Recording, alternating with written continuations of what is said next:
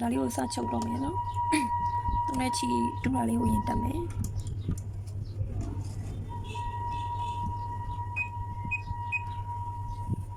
နောက်ချမ်းလည်းပဲရင်ကုန်မယ်နော်ခုနကညက်ခဲ့တဲ့အဆွေသားလေးကို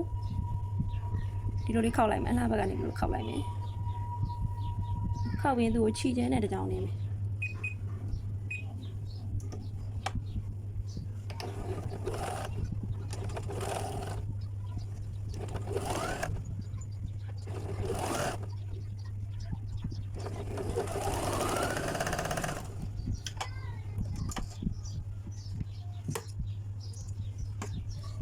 လိုလေးချီချဲလေးနဲ့နင်းပြီးသူထိတ်လေးတွေကိုညီညီလေးဖြစ်လိုက်မယ်နော်စောင်းနေလို့ရှင်ဒီထိတ်လေးကလည်းသူကစောင်းနေရနော်ဒီလိုမျိုးလေးဖြစ်နေအဲ့ဒါလေးကိုညီညီလေးဖြစ်လိုက်မယ်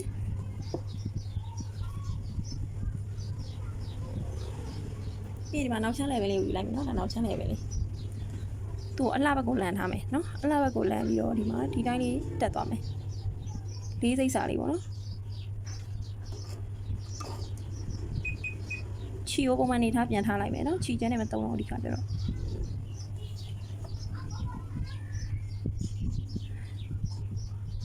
ကိုယ်တွေကိုနောက်ချမ်းကိုယ်တွေကိုအလှဘက်ကိုလန်ထားမယ်နော်ပြီးရင်သူ့ကိုလေးစိတ်စာလေးနေရာလေးစပြီးတော့ချုပ်မယ်စပိုင်းမှာချီတုံးမယ်ဒီလည်းပဲနေရာအဝိုင်းလိုက်လေးတိုင်းလိုက်တယ်လေး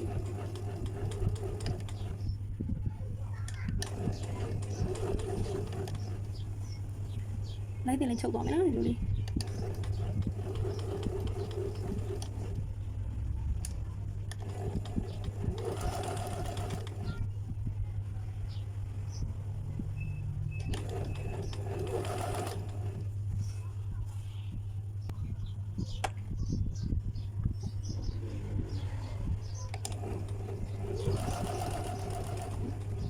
ဆုံးရရင်ချီတုပ်လိုက်မယ်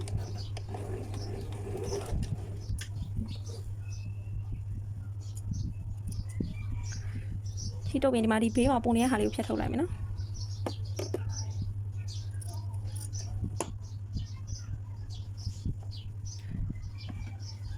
အဲ့ဆိုရင်ဒီလိုလေးရသွားမယ်နော်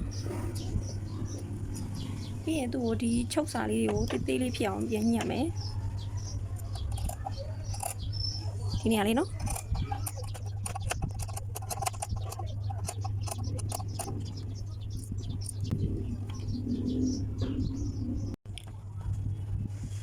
ဒီလိုလေးဖြတ်ပြီးသွားရင်ဒါလေးကိုဒီဘက်ကိုလန်ပြီးတော့အတွင်းကိုခောက်မယ်နော်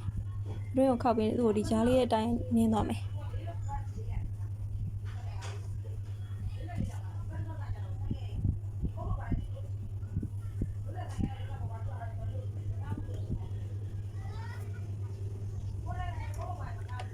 ဆဆချင်းလေးကိုချီတုံမယ်ပြီးသူ့ကိုဒီကြားအတိုင်းနင်းမယ်နော်ဒီမှာဒါလေးမြင်ရလားမသိဒီကြားလေးတိုင်နေမယ်အဲ့ဒါကိုအဆုံးထိနင်းသွားမယ်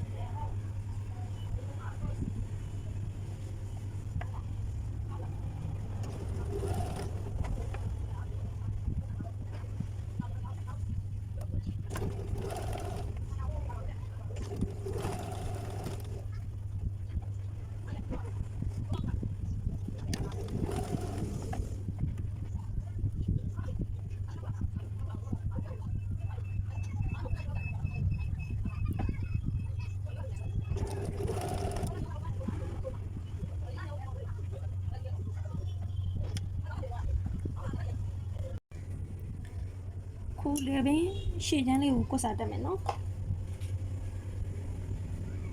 ဒီအပေါ်ပိုင်းလေးကိုအလှဘက်ကိုလန်ထားမယ်နော်သူ့ကိုဒီမှာအလှနဲ့သွားကတ်မယ်ဒါမှမလားနော်အလှနဲ့သွားကတ်မယ်ဒီလိုလေးညီနေအောင်သွားကတ်မယ်နော်ဒီတောင်းနေရလေးကိုအလေးနဲ့ထိုးလိုက်မယ်နော်ဒီတောင်းနေရလေးကလွှဲလို့မရဘူးပေါ့နော်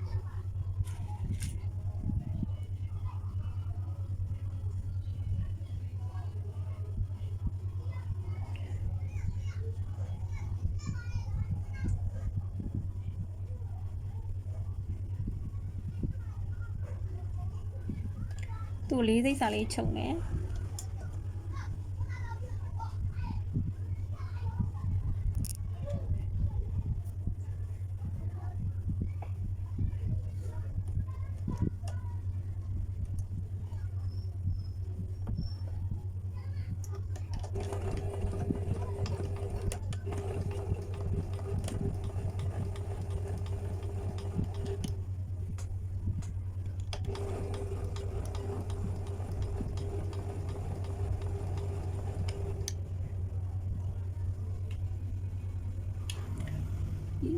ထောင်းရောင်ရဲ့ပြီးကိုတစ်ချက်ပြန်မမယ်မပြီးရင်ဒီမှာလူလေးဆွဲပြီးချုပ်သွားမယ်နော်နောက်ကကိုယ်တွေကိုမဆွဲဘဲနဲ့အပေါ်ကဒီကွတ်စာလေးကိုအလိုက်တင်လေးဆွဲမှာပေါ့နော်တအားကြီးလည်းမဆွဲဘဲနဲ့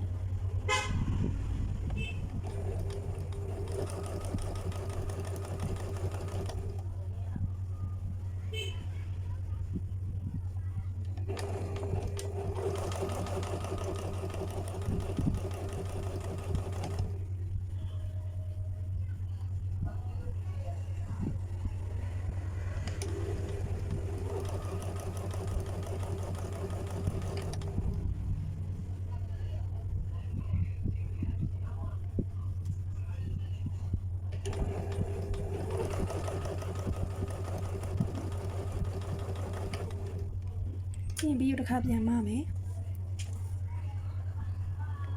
ဒီဘက်ကိုလဲလိုက်မယ်နော်ဒီစိမ့်နေရတော့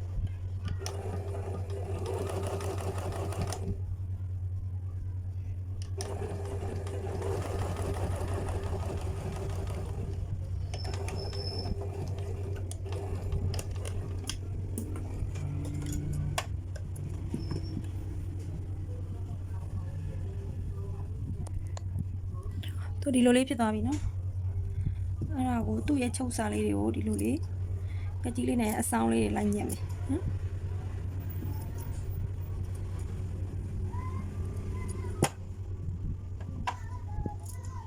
ဒီ4000နေရာလေးကိုလည်းဒီမှာသူ့ရဲ့4000ချုပ်ရုပ်မထိစေနဲ့ပေါ့နော်အဲ့လိုလေးတခြားလေးညက်ပေး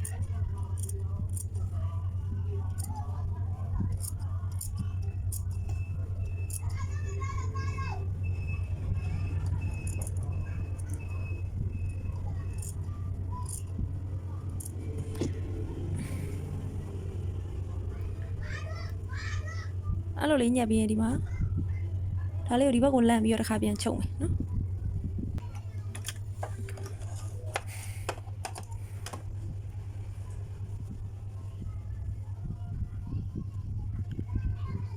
အလားဘက်ကိုလန့်လိုက်မယ်နော်ဒီကိုစားလေးကိုအတွင်းကိုခောက်မယ်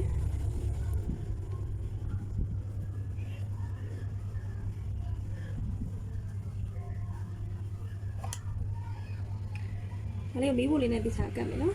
အဲဆိုရင်ဒီမှာသူ့ရဲ့အပေါ်ချမ်းလေးဒီလိုလေးရတော့မှာနော်ဒီမှာကွတ်စာလေးတက်လိုက်ပြီဒါလေးမီးဘူးလေးတခြားပြကတ်နေအောင်တိုက်လိုက်မယ်နော်ဒီကွတ်စာရဲ့ဒီအောက်ခြေလေးကိုမလုပ်မယ်ပေါ့နော်သားဆက်လိုက်မယ်နော်ဒီမှာသားဆက်လိုက်မယ်အတွင်းကိုခောက်လိုက်တဲ့အချိန်မှာလည်းမင်းလေးကဒီလိုလေးဖြစ်သွားပြီနော်ဒါလေးမီးဘူးလေးနဲ့တခြားတိုက်မယ်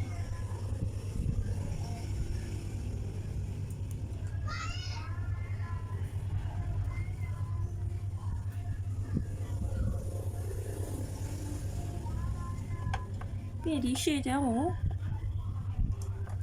ယူလိုက်မယ်နော်ရှေ့ချမ်းဒါလေးကရှေ့ချမ်းရဲ့အောက်ပိုင်းလေးပေါ့နော်ဒီအပေါ်နဲ့တွဲမဲ့ဟာလေးအဲ့ဒါလေးကိုခြိချမ်းလေးနင်းလိုက်မယ်ခြိချမ်းနှစ်ချောင်းနင်းမယ်သူ့ကိုကျိုးဆွဲပြီးတော့တွန်းမယ်နော်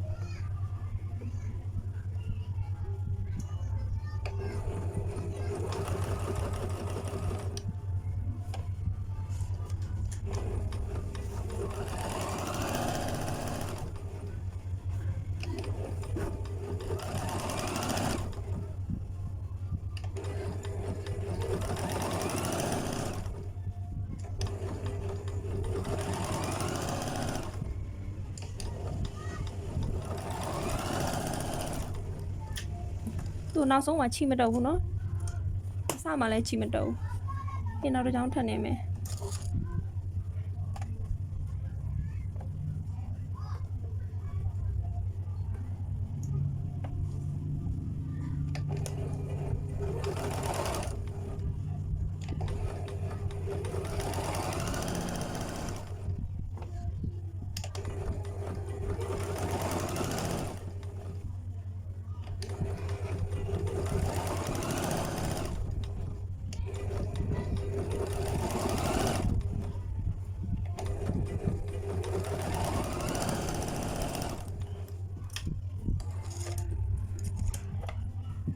ခြေချဲလေးနင်းပြီးပြီဆိုရင်သူ့ကိုဒီမှာ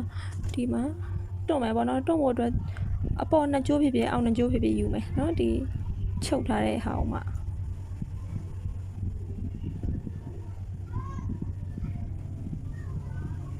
လို့ဒီနှစ်ချောင်းရဲ့အပေါ်ကျိုးလေးကိုယူလိုက်မယ်နော်အပေါ်ကျိုးနှစ်ချောင်းကိုယူလိုက်မယ်အဲ့ဒါမှဆွဲမှာပေါ့နော်အပေါ်နဲ့အောက်နဲ့ဖြစ်နေမဆွဲဘူးနော်အဲ့ဒါလေးကိုဒီလိုလေးဆွဲပြီးတော့တွန်းသွားမယ်ဟိုဘက်ကနေလည်းဆွဲမယ်နော်အဲ့ဒါလေးကိုဘယ်အနေထားကြီးဆွဲမလဲဆိုတော့ဒီအပေါ်ပိုင်းနဲ့ဆက်လို့ရတဲ့အနေထားပေါ့နော်ဒီမှာသူ့ရဲ့ဒီအကွာဝေးဒီကနေအပေါ်ပိုင်းရဲ့ဒီကနေဒီအကွာဝေးကိုဒီအောက်ပိုင်းလေးကိုတွန်းမယ်ပေါ့နော်တွန်းပြီးသူတို့နှစ်ခုကိုတွဲမယ်နော်ဒါလေးကိုဒီမှာအောက်ပိုင်းလေးကိုတွန်းလိုက်ပြီနော်တွန်းပြီးတော့ဒီမှာအပေါ်ပိုင်းကိုလာပြီးတော့ထပ်ကြည့်မယ်နော်ကိုတီလောက်အနေထားလေးတွန်းလိုက်ပြီနော်သူတို့နှစ်ခုညီသွားပြီဆိုရင်ဒီမှာဒီအောက်ပိုင်းကိုအလှဘက်ကိုလမ်းထားမယ်ဒီအပေါ်ပိုင်းကိုကြောဒီမလှဘက်ကနေပေါ့နော်ဒီလိုလေးတင်ပြီးတော့ချုပ်သွားမယ်လေးစိတ်စာချုပ်မယ်နော်သူကချုပ်စာလေးစိတ်ချန်ခဲ့ရဖြစ်တဲ့အတွက်ခြိချမ်းတွေကိုမဖြုတ်သေးဘူးနော်ဒါလေးကိုပုံမှန်ခြိလေးပြန်ထားမယ်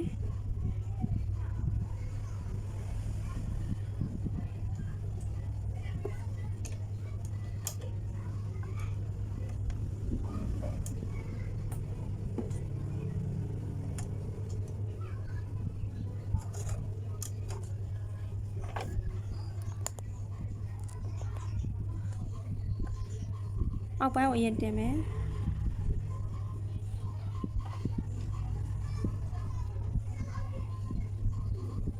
ပေါ်ပိုင်းလေးကိုလာပြီးတော့ထပ်မယ်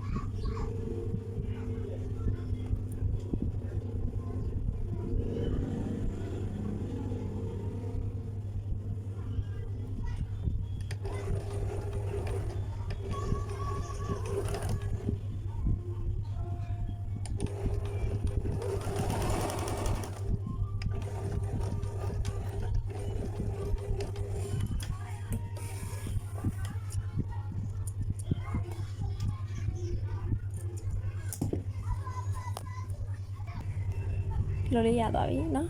ပြီးရင်နောက်ချမ်းနဲ့တွဲမယ်နောက်ချမ်းပကုံးနဲ့ရှေ့ချမ်းပကုံးနဲ့ကိုတွဲမယ်နော်ရှေ့ချမ်းနဲ့နောက်ချမ်းတွဲတဲ့ဟာလေးရဲ့လက်တက်တာလေးရောမှာဗီဒီယိုကပြတ်သွားလို့เนาะအဲ့ဒါဟိုမရဲ့အရင်ဗီဒီယိုတွေမှာဒီရှေ့ချမ်းနောက်ချမ်းတွဲနည်းနဲ့လက်တက်နည်းကိုချုပ်ပြထားရရှိရပေါ့เนาะအခုမှစချုပ်မဲ့လူဆိုရင်အဲ့ဒါလေးကိုရှာကြည့်ပေးပေါ့เนาะဒါရှေ့ချမ်းနောက်ချမ်းတွဲရကြောလွယ်ပါရဲ့เนาะ